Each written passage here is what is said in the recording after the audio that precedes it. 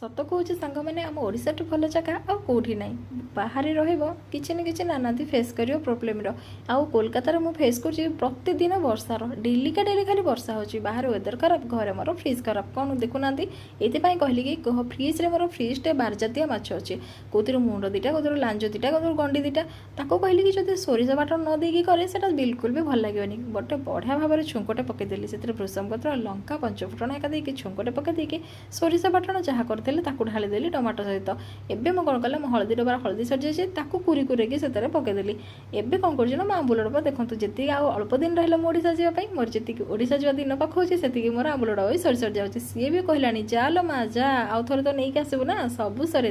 देखूँ बाहर केते जोरे वर्षा होपटे मोर आंबुल दिया माछ बेसर भी रेडी आउ जी मोर माछ बार जातिया सब पकई पकई गोटे सुंदरिया माछ तरकारी बनई ये रही गोटे भिडियो देखा करी रही जय जगन्नाथ सब्सक्राइब।